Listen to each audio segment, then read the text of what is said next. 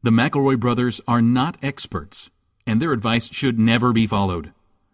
Travis insists he's a sexpert, but if there's a degree on his wall, I haven't seen it. Also, this show isn't for kids, which I mention only so the babies out there will know how cool they are for listening. What's up, you cool baby? It's familiar, but not too familiar, but not too not familiar. It's a new craze. Hey, good girls, do you wanna just say, hey, I wanna? Just say, hey, I wanna. Hello, everybody, and welcome to My Brother, Me, an advice show for the modern era. I am your oldest brother, Justin McElroy. I'm your middleest brother, Travis McElroy. I'm your babyest thought thinker, social guru, baby brother, Griffin McElroy. Griffin this week is at the South W Festival. Six. Sixth. I think it's S by S West. I'm not exactly sure. No, it is a festival that was created by a race of alien locust people. And so it's the proper pronunciation. And not a lot of people get this. Not a lot of the tech thought thinker gurus here get that it's actually pronounced. Now, Griffin, quick question. When people refer to themselves as thought thinker gurus, Sure. are they expelled from the conference? They are admitted. That's actually when you pick up your badge, they say, we got to take a profile pic for our social site. And then you take a profile pic for the social site. And then they say, what's your position? You say, I'm a writer for a video game website. And they go, ooh, close, but no cigar. And you go, oh, no, I'm shit. Sorry, I'm a thought thinker guru. And they're like, okay, come on in. Come on in and disrupt this shit. Promise me this week, Griffin, when you get the person with the worst job title on their business card, something along the lines of social media professor or ninja of tweets. Master of Twitter foo. Master of Twitter foo. You take the card, and then while they look on in horror, you just slowly eat it, never breaking eye contact with them. And then ask for a second. Then ask for another one. The problem is that a lot of these business cards aren't actually business cards. Sometimes they're jump drives. Sometimes they're bracelets. Sometimes they're Twitter accounts. Sometimes they're rice crackers. People will just create bespoke Twitter accounts and then hand those out as their business cards just to really drive the point home that they're thought thinkers. Hey, maybe a slap bracelet would be the way to go. You goof, but I guarantee it. If I walk down Dirty 6 long enough, someone will just I'm walking down the street and someone will be like, whoosh, brand cuffs right there on me. I'm sorry, did you say brand cuffs? God, Travis, it's like you're living in fucking 2011. Fair enough. South by Southwest is it about music? I really don't know. Is it? It's a lot of things. It's about armadillos and music and people playing armadillos to create music. That's exactly right. Or turning them like Stomp, or turning like an armadillo Stomp, or pressing their shells down and turning them into film. That's all the film that gets made here and debuted here, like the Veronica Mars movie debuted last night, was printed on armadillo. You get a really nice quality. If you haven't seen Apocalypse Now on 35 millimeter armadillo skin, then you just haven't seen the film. You just haven't seen it. Do you do much star spotting at South by Southwest? Is it an opportunity to spot some celebs? No. I spent all my time at the gaming side of it, which is like... Oh, God, well, forget about it. Then. Yeah, I know. They don't have any celebrities. They keep it across the river from where all the thought thinkers are. Chuck Norris plays World of Warcraft. Was he there? He doesn't, and he wasn't, and he can't. Mr. T does. He doesn't, and he wouldn't. He wouldn't, I've and he seen him shouldn't. on the commercials. And he don't, and he can't. He's on the commercials, and he plays. Is that Mario's nephew, Daniel? Is that Daniel Mario? That's his Daniel last Mario? Name. Yeah, their last name's Mario. No, it's a bunch of different festivals all rolled into one, and it's I'm not as jaded about it as literally every other Austinite is, but it does disrupt my taco eating because it's all about disruptive media. I That's know what they mean. They definitely fucking get in there and they disrupt the line, by which I mean they make it quintuple the normal line for tacos. Did you just get a Taco Bell? I just go to Taco Bell. I goofed about that on Twitter. I was like, hey, guys, if you come to Austin for tacos, just go to Taco Bell. There's a reason why it's so popular. And then Taco Bell fucking responded on Twitter. God Nice. damn it. They were like, not cool, Griffin. You kind of hurt our feelings with that one. Of all the professional relationships for you to jeopardize, you have to go and jeopardize a relationship with Taco. I know. They fucking lock me out. Where am I supposed to get my fourth meal now? Jack in the Box? No, thanks. They do have tacos there. And spaghetti. That's troubling. And steak. They got And you can do everything. your taxes. And you can do your taxes at Jotby. Let's help people. I'm done with this disruptive technology. It's been disruptive to our show long enough.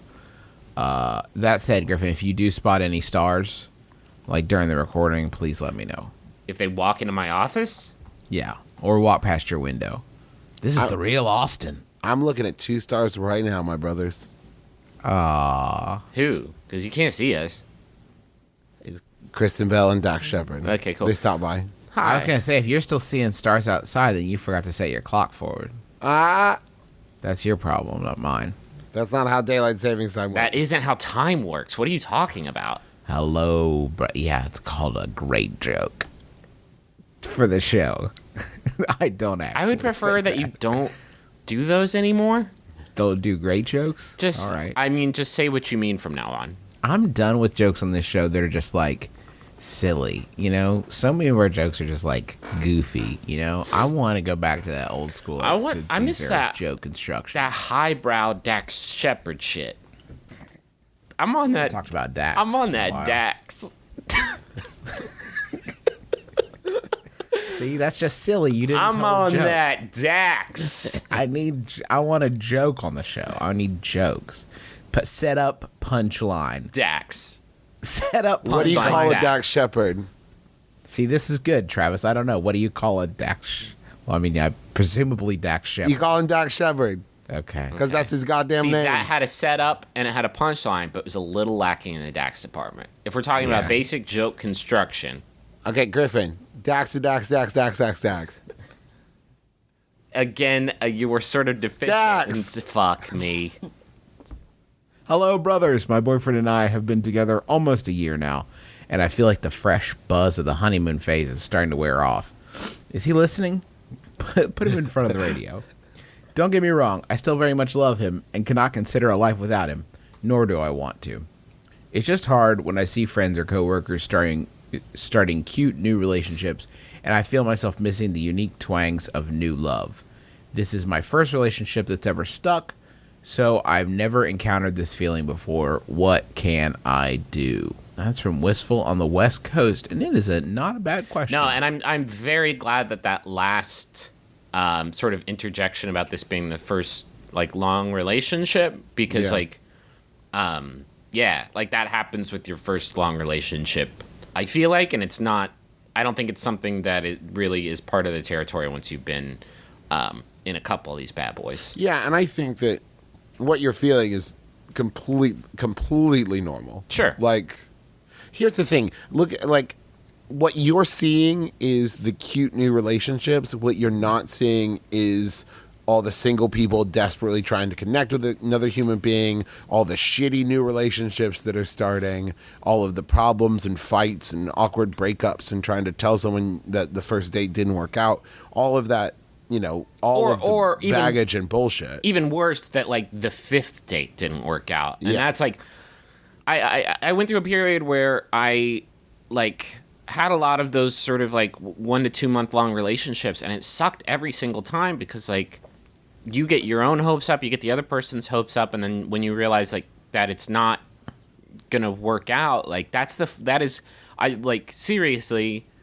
In all of my days and all the things I've experienced, that is like the shittiest feeling in the entire world. And like to me, once you find that right person that you love being with and you quote can't like consider your life without, like that is a blessing because you don't have to You're deal set. with that other shit anymore. So here's what you do. You vampire it. Oh boy. No, because here's what I mean.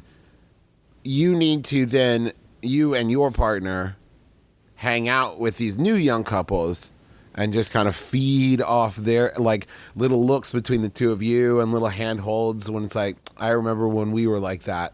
And you get that little like tiny burst of that new cute feeling, and then you go back to your house where you already know each other well enough that you don't have to deal with each other's bullshit. I need you at home to remember that cute new relationship stuff, and this is going to sound cynical, but it isn't. It's your like body chemistry way of trying to trick you into procreating. And deep down in your heart, beneath your soul, there's a little man who just wants you. He's like a dirty guy. He's like, just do it. Because he wants you to procreate and spread your species. It's the deepest, most primal impulse you have. His name is Charles Darwin, and he's a dirty bird. It's Charles Darwin. He lives in your heart, and he's a dirty bird because he wants you to just do it. Skip all this relationship stuff. Just do it. Spread the virus of humanity. This feeling, that this new relationship feeling, is really just like it's like a no interest loan to get you into a custom relationship car. It's it's just a way to suck you in. It suckers you in. And then the important stuff is the fact that you have a friend and somebody who supports you and somebody you care a lot about and somebody who's a great match for you. And a lot of that like new relationship stuff doesn't have to worry about any of that. Yeah. Like you're freewheeling. Like, so yeah, it's cute, but it's also insubstantial, right? You know, because it doesn't have the bedrock. It doesn't have anything built underneath it. And I can understand the missing that feeling, but like, two things. First off, I have known so many people who have traded in really great relationships for a taste of that feeling again. And that's not to say that I don't feel like romantic love towards my wife every single day and find a new reason why I love her more than anything. That happens. But listen to the show. I gotta cover my fucking bases. Then me too. Travis, I did. When you've been married 7 years, so, all that shit Justin said, I mean it too for mine. Yeah, me too. I love my wife more and more every day. Okay, like all the grains of sand in the ocean. Exactly. That's where she carried you. Anyway, I've seen people trade in great relationships for a taste of that feeling. You got to remember that once you get to be my age, the number of feelings that you won't feel anymore from youth pile up so much that one's just another one for the stack. Throw it on the bonfire. Just throw it on the fire. I don't remember. There's a lot of things I used to feel that I don't feel anymore because I'm old. I'm an old man. I know it's not. You trust me. You'll just get lost in the shuffle. But I think it could be a really destructive. It could be a really destructive impulse. Yeah, totally. Man, this is gonna get into like boring, like normal relationship advice crap, so I won't dwell on it. But a great way to sort of get a semblance of this feeling back is to put you and your significant other into a new relationship. I mean, I think we've seen it time and time and again, perhaps in Steve Carell Vehicle Date Night, when you're thrust into a unfamiliar circumstance, you can discover new stuff about the person you're with, and something like that is sort of what that new relationship smell is generating. You always got to find his one weakness. You always got to pick on his one fucking slip up and never. I'm talking about you, Justin, and your relationship with Steve Carell. Oh, I'm sorry. Did I accidentally bring up the incredible Burt Wonderstone? Also, is that what you are always writing his? You are in his fucking grill. His stringers are better than most people's A material. You've got a fucking timeshare in Steve Carell's grill, and it's fucking shameful. What have you done? You know what I mean? Did you see Evan Almighty? I mean, did you? I watched it on a plane. It gave me diarrhea. Guys, we kick stuff off at like full blown Dr. Ruth style. I don't know if that's the pace that we usually. I got Dr. Ruth. I hope that helped. We watched the episode of Quantum Leap yesterday in season 5. I think like ep 8, where Sam Beckett jumps into Dr. Ruth. This is not a joke. This is an actual episode of Quantum Leap. Thank God. It is the craziest hour of television I think I've ever watched in my entire life, because Dr. Ruth is in the imaging chamber hanging out with Al Calabici in real life and like helping him deal with his sexual childishness, let's call it. And there's like a Did full Quantum Leap just like jump the shark episode 2? yeah, Season 1? and then it just stayed. It hovered over the shark like Chris Angel mind freaked the entire time. There's like a 2-minute segment where they're dealing with the fact that Al Calavici can't say the word breasts because he's such a sexual child, and instead he has to say like bazongas, balloons, beepers, bompos, weep weeps, jim jims, slappers. And that episode won an Emmy And that episode won 2 Emmys for best boob scene. for best nicknames for breasts by Al Calavici. Wow, what a train wreck. Is that on Netflix? It's on Netflix and it's on Hulu. You're going to want to watch it on Hulu because they don't have all the episodes on Netflix, including the one where Sam leaps into Lee Harvey Oswald.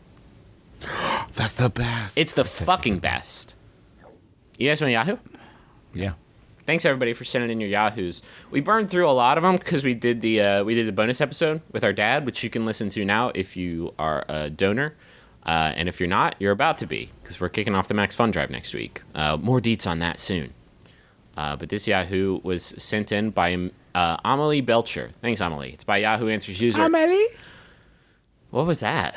It's One right more time. next to the Amelie From the film. movie Amelie? Amelie? Because she just That's walks not around. an impression. You just It's about a young girl Hello, I am Amelie. who can only say her own name. I cook an egg with a spoon. Amelie? Jesus. She cook an egg with a spoon? Fall in love again with me, Amelie. Now on DVD. This week in the Money Zone, Amelie. You missed that new relationship spell. Maybe fall in love with me, Amelie. Don't look for me on Blu-ray. I'm not on Blu-ray yet. I'm on DVD. I'm too small to fit on the Blu-ray. They lose me. I am Amelie. I'm hiding near the spindle. I am Amelie. This laser disc is gigantic. I am on the edge of it. Hello. It is like a plate for my egg dinner. Delicious. I am Amelie. I am inside your pocket. You have enough money to buy my DVD. You have to stop, or it'll be the whole show. I miss VHS tapes because I would get in the little holes and spin around. Like Is teacups Amelie at a Disney. borrower? What's going on? Yes, I live in a hole with a mice king. I'm married to the mice king. My staff is a lollipop, Amelie. Okay. Oh, Jesus. Thank you. Oh, Christ. Give me a second. All right. Thank you, Amelie Belcher. This is by Yahoo Answers user Erica, who asks, I want to give up Taco Bell for Lent. For Kent, nice start. I was thinking about giving up Taco Bell since I am obsessed with it. But I ate Taco Bell on Ash Wednesday, then later that night decided to give it up. But since I decided after, does it still count or should I give up something else? You have to double give it up. Now, how would that happen? You have to give it up and then steal it from someone else and throw it away. Oh, so, but that's just thievery. It's not. Yeah, you got to Robin Hood the Taco Bell. You got to rob from the rich and give to the garbage. Travis, the problem with your plan is that it's not very sustainable. How's that? Or good. If you want Okay. to, if you want to be the first of all, taco burglar, you're going to get in a pretty serious trademark dispute with McDonald's. What about like the Gordita Grabber? Gordita grabber, yeah, sure. That's totally kosher. Gordito Bandito. Can someone explain to me Yes. Lent? Cause You like give stuff up and you feel bad. no, I know because about Jesus gave stuff I up. know about all that, but like I know that like there's a shit ton of places that do, like fish. They get like super fish. Like I think like BK is running some ads now where it's like we got all the fish sandwiches your Catholic mouth can possibly eat. So So is it like while Lent is going on, you're also not supposed to eat meat and only fish? Because if that's the case, then like, yeah, Taco Bell probably not for you. I do not think they have. It's on Fridays. You're just supposed to eat fish. Fish Fridays. On Lent or around the like across the calendar. No, that I do not know. I think No, that it's just like just during Lent, you're not supposed to eat like serious meat on Fridays, I think. And if I'm not mistaken, that is because back in the day, England had like this huge surplus of fish, and they needed to keep their fishing boats afloat. Because I'm not even joking that their fishing boats. No, I were know also you're not joking. That's what makes it funny. Is that our world is the fucking dumbest. Yeah. Like- The fishing boats were also the Navy, and they had to keep the fishing boats employed so they could keep their Navy afloat. So Hey, it's your old pal Sal Pescalito, your local fisherman. Hey, I just found a new missing page of the Bible. I found it blown around in the street like Bart's Nightmare. And let me tell you, it says that Jesus loves fish on Fridays. huge fan. Huge fan. Trust me, I'm Sal Pescalito. I remembered my name from when I said it a minute ago. Which is really the greatest Which is the greatest feat Griffin McElroy's ever done on this It's a show. Lent miracle. I've been waiting to reference Bart's Nightmare for 3 years now. Finally, and that is the series finale of My Brother and Me. Okay. Taco Bell. I mean, here's the thing. Here's a little Lent secret. Have you guys ever given anything up for Lent? Can we address that first and foremost? Maybe in high school when all your friends were doing it. We don't do Lent. No, I know, but like you didn't like all your friends were doing it in high school. You're like, you know what? I am too. And In college, we gave up fast food, but that was like more of like a excuse for weight loss thing more than it was Sure. any kind of religious. And then what we did is we did not eat fast food for 40 days, and then on the 41st day, fucking Took it just to slam Grubtown. jammed everything. We drove an hour and a half to the closest Jack in the Box, and like just loaded up the vehicle with fast food. Drove home and had like a 3-hour feast of fast food, and then we all died. yeah, now Travis is a ghost. If you're gonna do a Lent thing and you really want to do it for a month and some change, then it's got to be something you can realistically go without for a month and some change. So in that regard, I don't think this is a good idea. Because of course you're going to eat Taco Bell. You have to. You have to Yeah, eat Taco you'll Bell. die. You'll die if you don't. I think if your special thing that you gave up for Lent to really prove your devotion to the big guy is Taco Bell, he is already so thoroughly unimpressed with you that like he's not going to get out the calendar and double check you. Yeah. It's fine. You're trying your best. You clearly, are giving it your best shot. Jason, Don't if have you a were lot going to going give on. something up for Lent, what would it be? It has been so obvious to me since the very beginning. There is only one thing that makes sense to give up for Lent, and that's candy, because it ends on Easter. Oh, my so God, yeah. you are you have preserved your candy virginity. You are the taste of the succulent taste. What? You're washed clean and you're born again candy virginity. It's your second You've chance at candy virginity. patched your candy Your hymen. second gummy cherry. Oh, God. Yes, thank you. And then once that big, beautiful bunny comes through your house and leaves you with that Takes treasure, your candy virginity. he takes your candy virginity. It is going to be the best candy you've ever eaten, and God is going to be like, "You see, You did it. I got you back." I told and I'm This so is proud why of you. I invented This jelly is- beans. The intent was always for people to give up candy for Lent. That's always what God intended for you to give up. That's why He made the Easter bunny from Adam's foot. Did they have... Yep. Wow. That's Yep, chopped it right off. That's made the bunny. 100% biblical scholar, Justin McElroy. I think... Did they have candy back in Bethlehem days? Yeah, it was Yeah, but probably. it was shitty. It was like dried salted fish. Ugh. I was gonna say, yeah, it's like figs that they tried to jam in the shape of gummy bears. Like, hey kids, we invented candy. No, you No, you didn't. didn't. That's a Don't try fig. to I know. get ahead of me. I know I'm only 10, but I know a fig when I see one. It's like one of two foods that we have. It's figs and bread. That's all we got. We haven't even figured out you can eat the fish yet. What a great day that's going to be. Only on Fridays, though. Friday suck dick. Fridays We're suck so dick. We hungry. can't eat anything.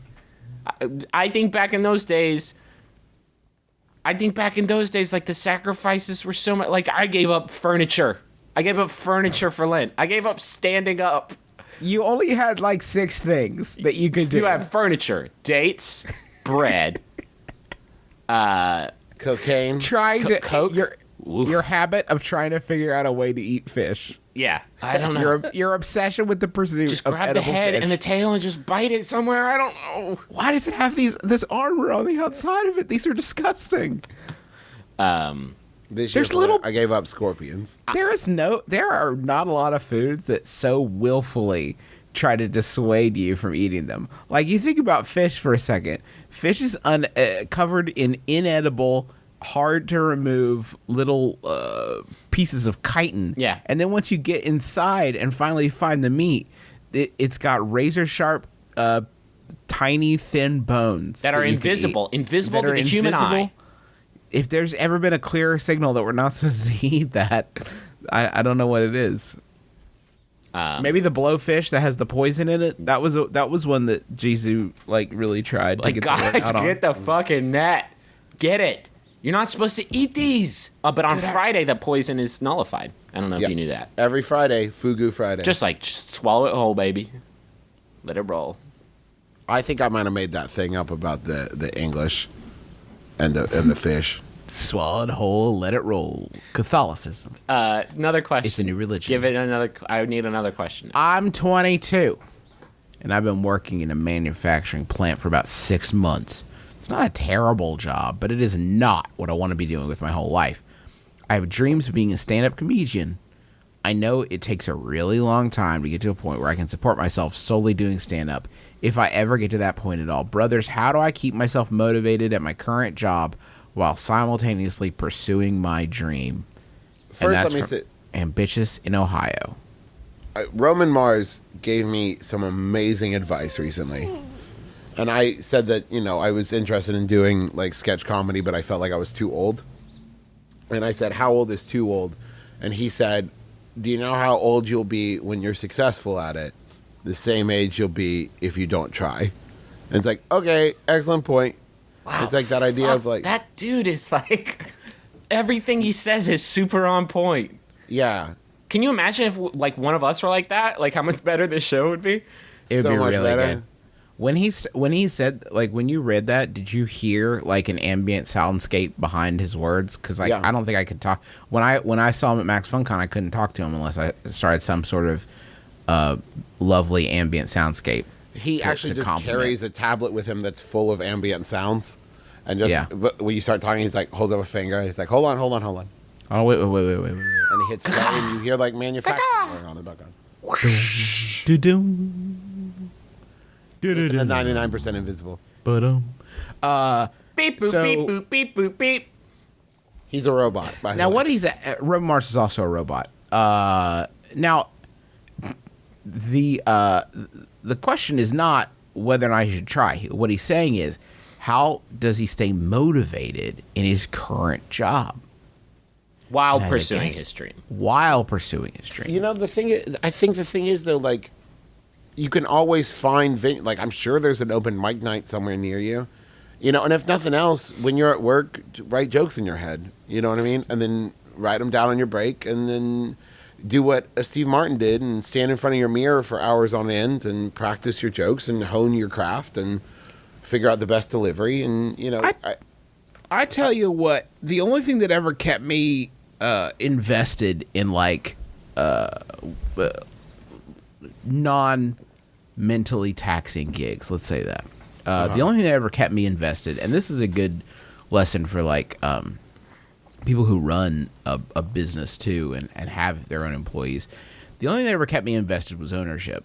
When I would be given ownership of something, whatever it was, that was something that would invest me a lot more into the gig. So like when I was working at Best Buy, for example, I would try to sell karaoke machines by doing karaoke there to the delight, I assume, of all the customers. And, everybody would take a turn, and it was fun, but it was my project. It was something I came up with. We only had like 2 machines for sale. I'm pretty sure we never sold any, but So not a having great that- thing you did. So No, when you but- say you tried, what you mean is you didn't try. It's You were less killing about- time by jerking off with a karaoke machine. No, it's less about the impact on sales and more about the impact on myself as an employee, because I felt more invested in my gig because I had ownership of something. But you weren't doing anything. You were just singing karaoke. You weren't But selling the that wasn't the machines. only part of my job that was impacted. My whole attitude towards the gig changed, and I would take on other, like, just decide this is your section. This is the thing that you are gonna crush, and you're gonna be responsible for it. It's your baby. And it sounds, And Juice, it- can I tell you, it sounds like you really killed it. Thanks, Griffin. I think I did a really good job. Those were not high margin items anyway. Sure. Selling one But wouldn't have made that big of an impact. This guy works in manufacturing, though, which I think is like a gig that is specifically designed to crush those kinds of feelings with like an iron Orwellian fist. Like, Then- I'm taking charge of this one nut that I put on this one door. Then you do something that is not related to your job. Start a softball team. Take ownership of it. Buy a ping pong table. Well, don't buy a ping Well, pong table. how about take ownership of your stand-up comedy career? He's and you asking practice your about. jokes. Listen, Travis, if you one more time try to tell this guy how to pursue a stand-up comedy career when that is not his problem, I'm going to find someone who's better at advice than you. Let me And throw this out. I hate having to throw that out there on you. I understand. Good luck. Let me throw this out. Open the door, yell outside. Anyone want to tell me what to do? Like, yep, I got you.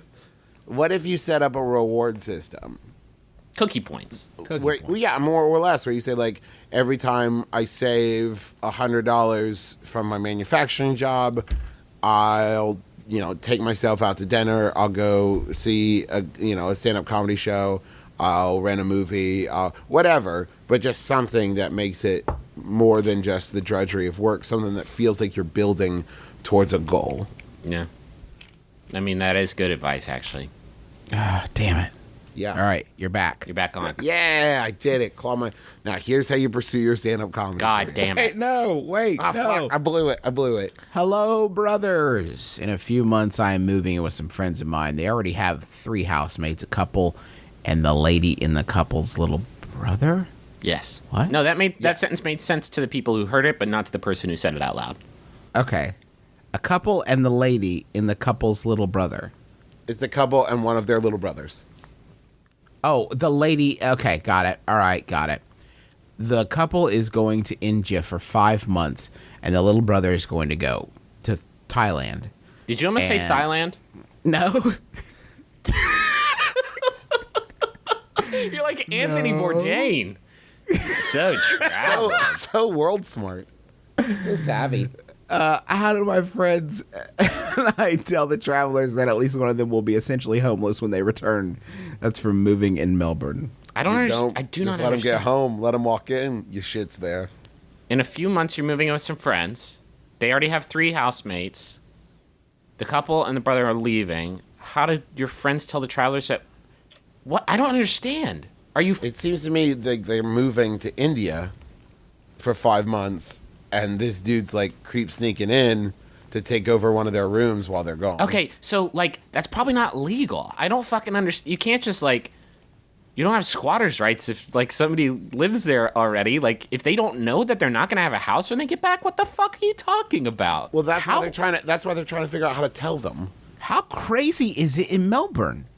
Like, is it just a sort of a outlaw sort of system where if you leave your house and somebody else rolls into your house, it's their house? Okay, let's bust this down, okay? A few months, you're moving in with some friends of mine, so we're going to assume that the non-moving parties are more than one person. We'll say it's 2 people.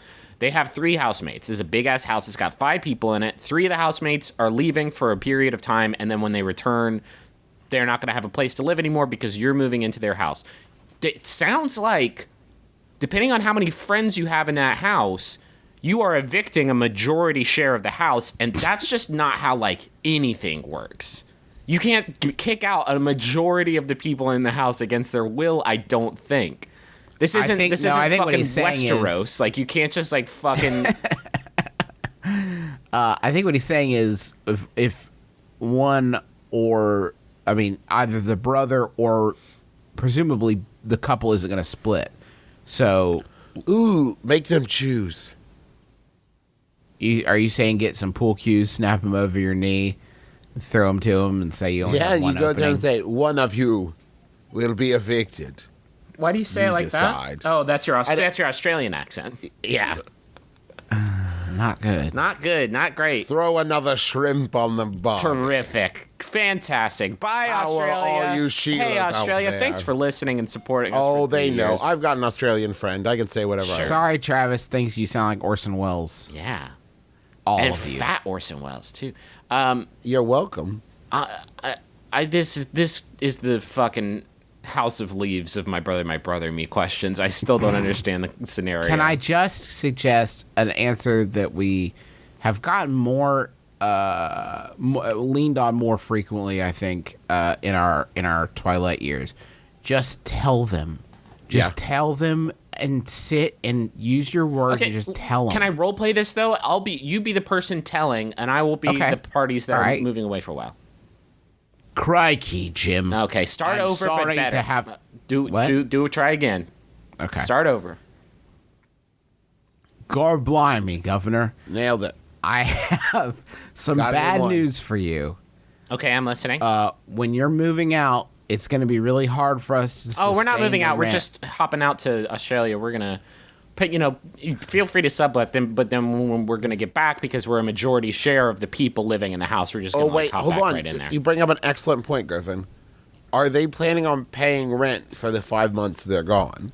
See, I would like to suggest, I would like to make a motion to table, reason being that we do not have enough information to accurately and professionally solve this problem. Seconded. Sorry. Seconded. All those in favor say aye. Aye. Aye. All those opposed? I abstain. Motion passes. I abstain until marriage. Let's get paid.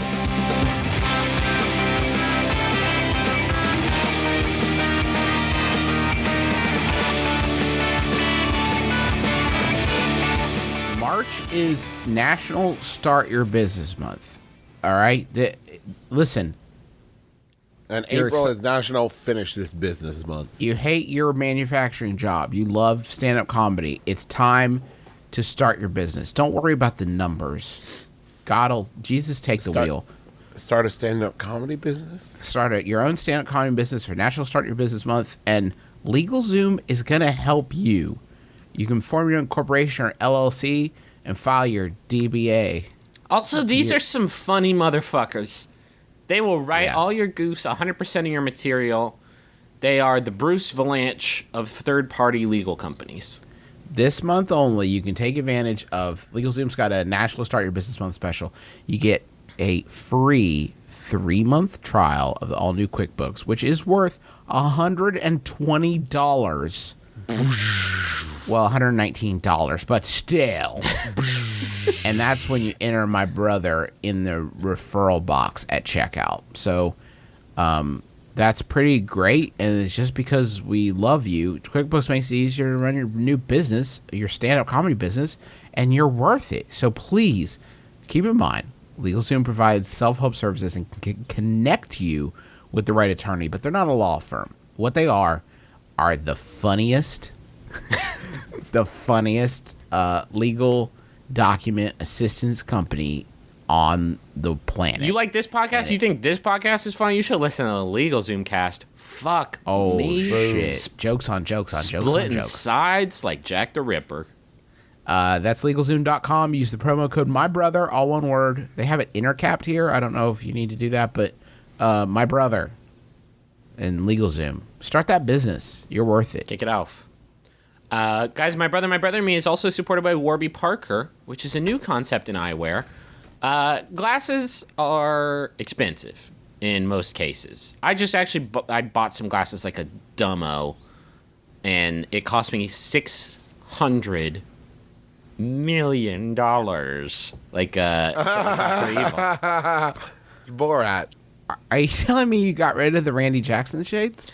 The Randy Jackson shades were apparently my prescription in those particular framos were like ancient. Because I went to the doctor and he's like, let me try this. And I was like, oh, shapes. You could suddenly see through the wall. I remember shapes, sure. So yeah, I got rid of those I got one of those Randy Jacksons. I got Lucky brand, like the jeans, and they're cool. I think they look all right, but on the inside it says Lucky You, which I also have a pair of jeans that say that on the zipper when you unzip them. So, like, if you're getting into the act of intimacy, and then it's like a little banner that's like, hey, I'm a douche nozzle.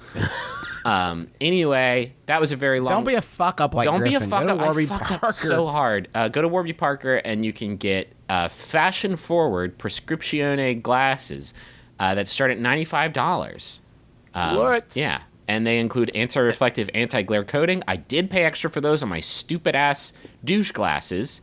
And that $95 includes the prescription. Includes So it's prescription, includes not the just frames, it includes the anti-reflective and anti-glare coating, which you should use if you use a computer a lot. Now here's the let me give you the big best thing about Warby Parker, the thing that Griffin really fucked up. They have a home try-on program. They're going to send you 5 pairs of glasses to right to your house. You try them on, you pick the ones you want, preferably the ones that don't say Lucky You on the inside. And then you send them back, the ones you don't want back. Are not obligated to buy anything. It's like a gift for you. They also have prescription polarized sunglasses for $150. No big deal. This Just is a finally great... protect your eyes. That's a great deal because what I had to do was go to the glasses store by myself, put on glasses, and take pictures of myself discreetly using my phone, and then send them to my wife saying, do these make me look like an asshole? We've all been there. I did the same thing the last time I tried on stupid glasses. Boy, do I love taking pictures of myself in public. Don't do that. Go to Warby Parker. If you go to warbyparker.com/mybrother, you can get free 3-day shipping on your 5 home try-on frames, which is crazy. So go do that. warbyparker.com/mybrother, all one word. And don't embarrass yourself in public. Got a message for Alita from Will. Alita says, you filled... Oh, this seems like a song, but I'm going to try my best. There's definitely... No, do it like a beat poet. Okay. Can you guys give me some beats? You know that that's but not what it beat comes poets in do. between. Doomed. You filled me with such love and joy since before I got on one knee. But marriage to you is greater still. It's how we were meant to be. This year we made discoveries like you and D. Commitments that strengthen ours and brought you closer to me. I know not what next year will bring. Sights that we will see, but I don't care. Everywhere you look, everywhere there's a heart. There's a heart. So that's the end of it. I assume she didn't have enough room to make up the last rhyme. So, but I don't care. You're my snuggle bear. I'll just write that for Alita. So I'm glad you guys are in love. That makes me very happy, Alita and Will, and I hope you have many more to come. Travis, do we have any other messages? We do, for Tommy S. It's from Claire S. It's a special birthday wish. I'm hoping the McElroy brothers will gift to you a new term of endearment. You've had the same one since 2002, and only their collective genii can replace it with something better. Genii. It's the plural of genitalia. I say, I love you so much and look forward to the next 150 birthdays together. P.S. Let's make a baby. Boom! What is... Okay. Whoa. Why are we Dear Mac, booming? and then it says, "Dear McElroy brothers, please help with a knit." And then it's cut off, so I don't know. I'm I assume assuming it's new baby. a new baby. All right. We can give you some. Okay, so here's what you're gonna need to do. Here's how that all works. New term of endearment. What's Baby maker. What's the name? Claire S. How about this? Claire's. No, Okay, it's so for it's Tommy. for- No, it's we're for looking for Tommy. Oh, Tommy. it's though. for Tommy. Shit. Bricks. No, but call him Claire. How about that? Tom, What about- Tommy's? King Baby Maker. Uh-huh. What about Prince? Prince is too much. Baby hose. Squidgy face. Rummy Tummy Tom Tom. No, Rummy Tummy Tom Tom is very good. Tommy gun. Tommy That's the one I Gun. knows. like the porn star. Yeah. I think Tommy Gun's a boxer. Tommy yeah. touch a lot. Tommy Toucher. Tommy toucher. Touchable Tom. Tom. Ricky Ticky Tommy. Earl Ray Tomlin. The Tommiest. The Who's Tommy. Yes, the Who's Tommy. That will be fine. This wasn't an expensive message. Whose Tommy's good enough for this, I think. Wonderful. Still think Rummy Tummy Tom Thomas. I'm sticking Well, with Ricky Tikki you have Tommy. many options that you can choose from at your discretion. So please enjoy them. Hello, I'm Judge John Hodgman. And I'm Bailiff Jesse Thorne. Can you force your girlfriend to listen to heavy metal music? Is a machine gun a robot? Is it okay to take coupons out of the garbage if you're Canadian?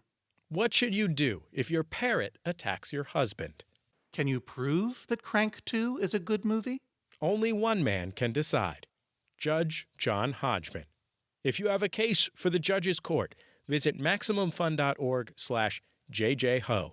If you just want to listen in, find us on the web or free in iTunes.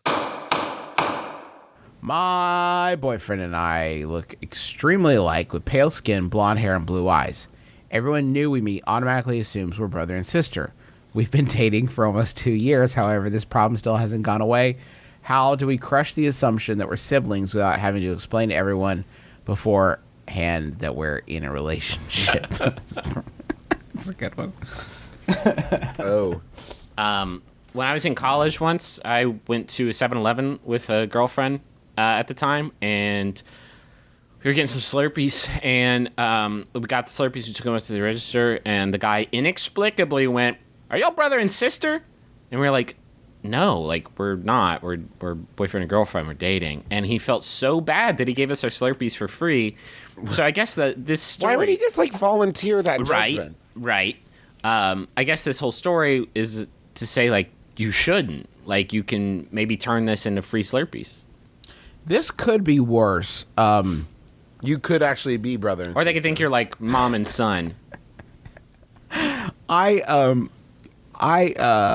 have never, and I don't think there's any exception to this. I have never gone to a restaurant with my wife because she's Ever. a much more attractive human than I am. I've never gone to a restaurant with my wife. Categorically and objectively. Yes, And in every spiritually. respect. I have never intellectually, I've never financially. not been asked, "Are you two together? Is that are these separate checks?" Never not been asked. Is that the true? assumption I have to imagine the assumption that she is in some way my caregiver. That is the relationship that we share. That it could not be a romantic one. Somewhere the waiters are going, "How long does Big Brothers Big Sisters last?" Yeah, Like at some point they grow up and you stop hanging out with them, right? This is a wicked big brother at this point. This brother is aged. Biggest brothers, biggest sisters. So it could be worse. I mean, the obvious answer is you just dye your hair, right? Something fun. Who does it, though? Get a full face tattoo. How do you decide who does it? You both have to do it. That's the Wait, deal with the devil Justin. you're gonna make. But like dye their hair the same color? No, one of you go red, one of you go blue. Someone's getting the short end of that stick.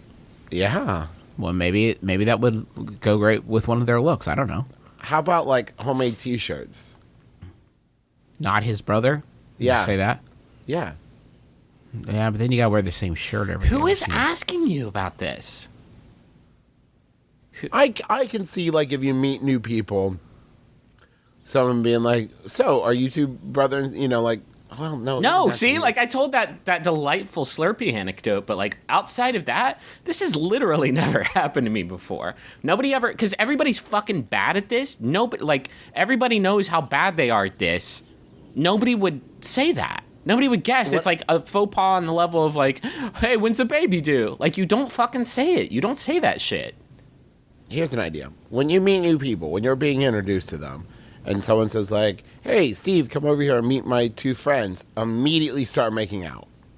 Well, then Just like hardcore. So that way, either Steve is going to safely assume that you are not brother and sister, or Steve is still going to assume that you're brother and sister and be real freaked out. maybe. Or maybe Steve's down. Maybe Steve's Listen, I don't want to judge Steve at this point. I don't know what Steve's into. Hey, I don't want to label Sure. it. You know, that's Steve's life. I haven't lived his life. I haven't been there. I don't know what he's seen or done. I just can't believe in 2014 that this is an issue. people are that still this running. presumptuous. I know, that's crazy to me. Yeah, it seems a little nutty to me too. I mean, I guess you could just introduce her or him or her as your partner in smooching. Do you guys want Yahoo? I guess. Yes. Okay. This Yahoo was sent in by Ira Ray. Are you Ira Ray? Who wants to know? Thank you, Ira Ray. It's by Yahoo Answers user. Oh, Didgeridoo, who asks, Pretty good. Nice. why won't they let me play the didgeridoo as part of the band for our church choir on Sundays?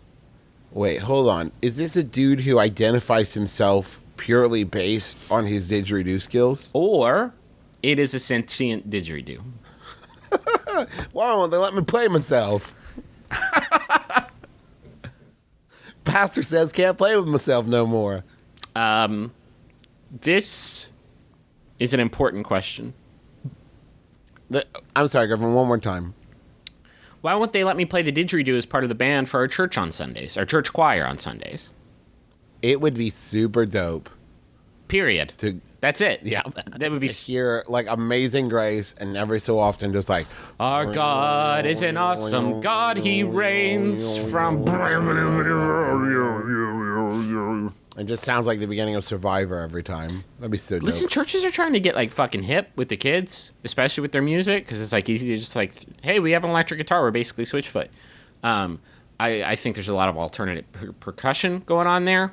A lot of Every church now has a didgeridoo, a rain stick. a didge, a djembe, a rain stick, a glockenspiel, and handbells, And that's it. and that's it. And they make It's beautiful. a ragtag group. You would think, no way that good music comes out of that. But then they win the church band competition. Mm-hmm. And they save the rec center.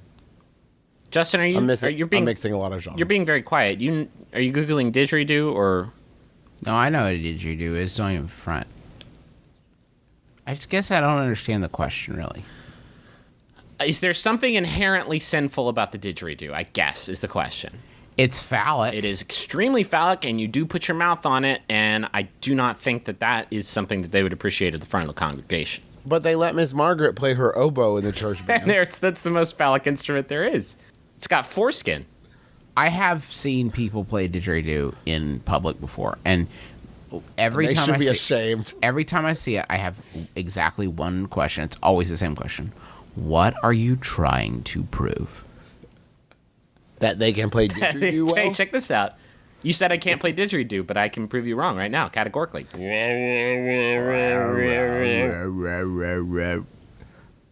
We all do very good didge impressions, I think. If I'm not mistaken, I think that you play a didgeridoo by putting your mouth on it and making didgeridoo sounds through it.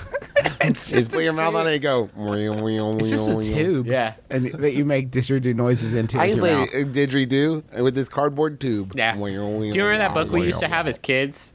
100 household items that you could... Hey, kids, turn these household items into didges. Got that from the library. It was a fun rainy day activity.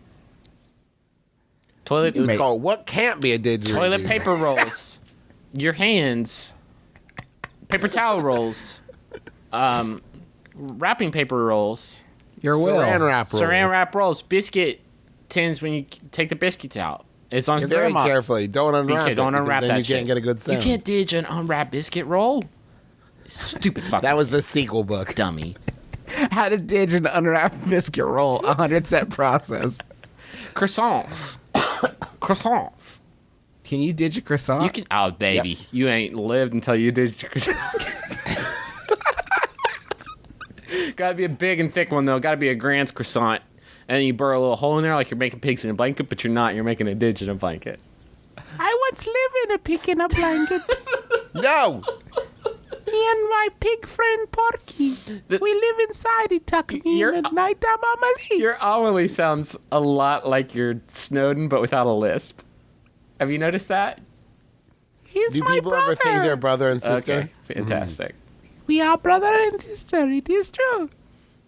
I He once hides inside my heart. I once used the Amelie DVD as a didge. Not a deep, Yep. not a lot of reverb on that particular didge, but Thank you for ditching my movie. you're welcome. I didn't watch it, I just didged it.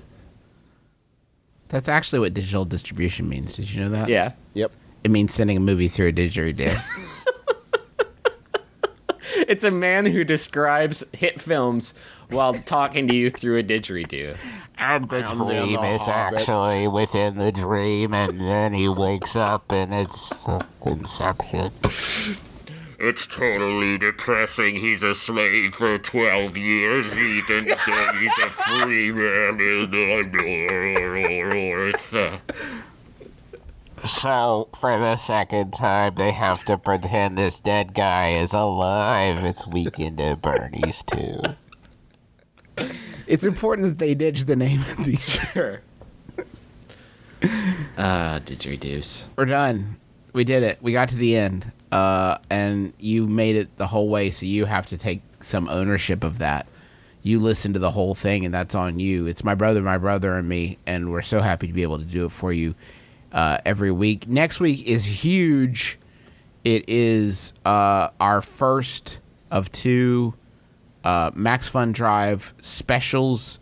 We are ramping up the Max Fun Drive. There's going to be lots of awards and presents you can get for supporting the network, plus an opportunity to help make the best podcast network in the world even better.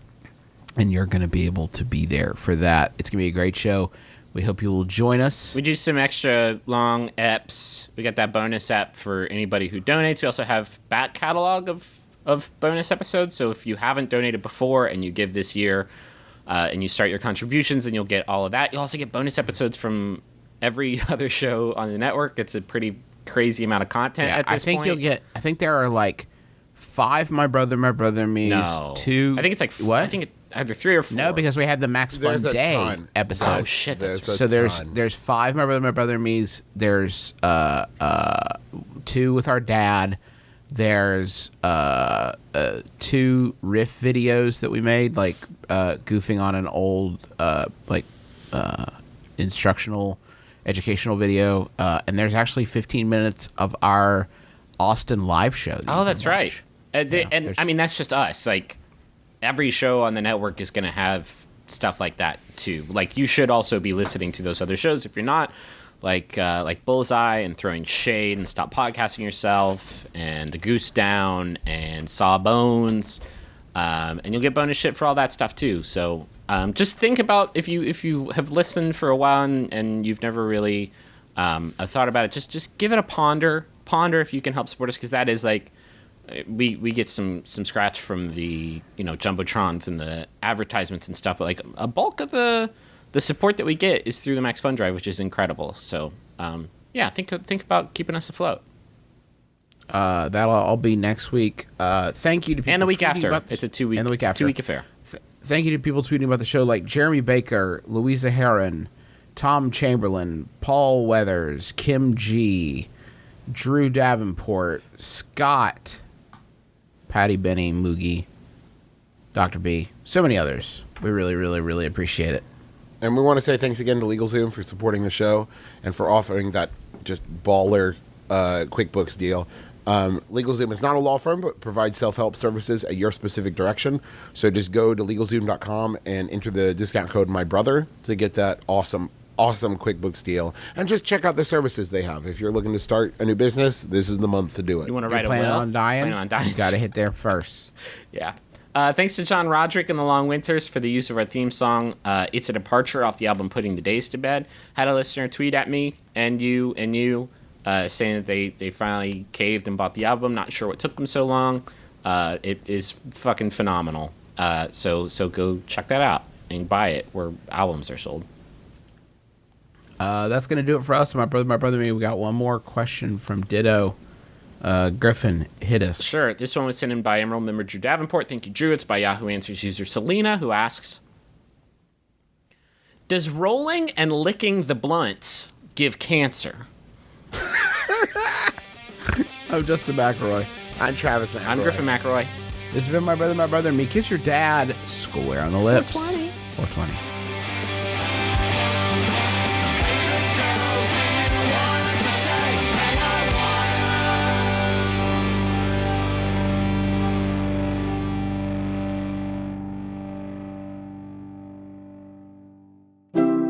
MaximumFun.org.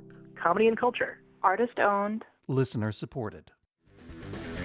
I'm Cameron Esposito, and each week I'm joined by my fellow podcasters, Rhea Butcher. That's me. And Ricky Carmona. I am Ricky Carmona. We talk about action and sci-fi movies on a little show called Wham Bam Pow. You can find it on MaximumFun.org. It's amazing. Super fun. True that. Reviews, news, and stuff you can use. Yeah.